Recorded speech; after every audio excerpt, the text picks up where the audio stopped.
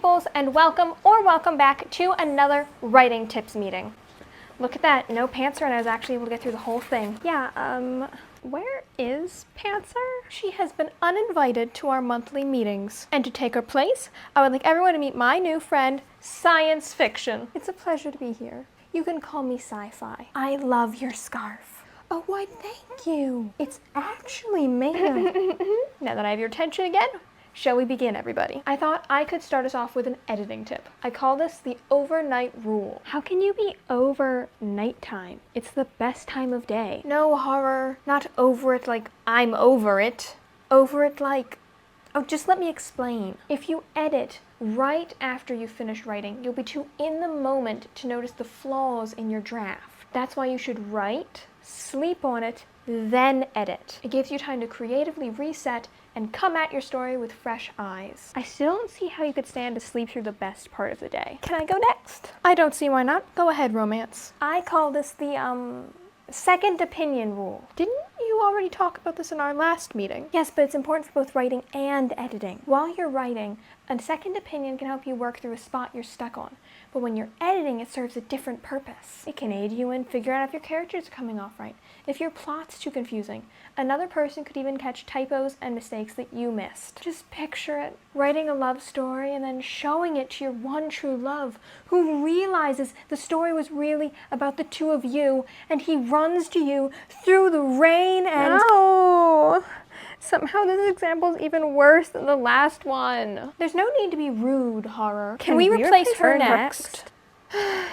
Just like friendship, writing is a long road. It has hills and mountains where you feel on top of the world, but it also has valleys which sometimes feel endless. The key, my young friend, is to remember that after every valley and every uphill battle, you will once again reach the mountaintop. Shall we continue? I believe horror was next. Yes, I am. I call this the speak aloud to write better dialogue and also vampires rule. Vampires? You don't mean like romantic vampires, do you? Not actual vampires romance. I just threw the word in for aesthetic purposes. Anyway, people always say you should read your dialogue out loud when editing it, which is true. But you can also reverse the process and roleplay out a scene with yourself to figure out what your characters would say, and then write it. Intriguing.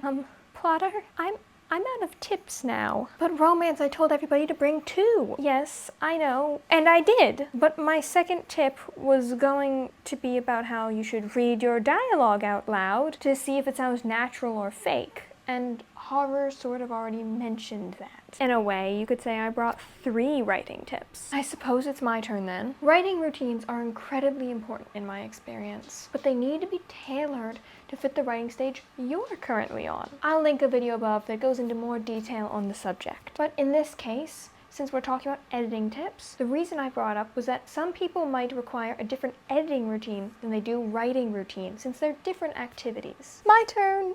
I have one word for you, jargon. Using special words, whether real or made up, can make your character sound more knowledgeable and your world feel more real and immersive. Just be sure not to overdo it, as too much can have the opposite effect, making your readers confused, your world feel ridiculous, and taking them out of the story. It's all about balance. Hey!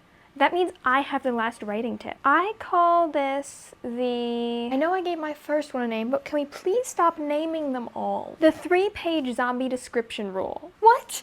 As a writer, learning to judge your own work is super important, but you have to judge it fairly. Don't remove the parts of your story that you care about most just because you're scared to show them to people.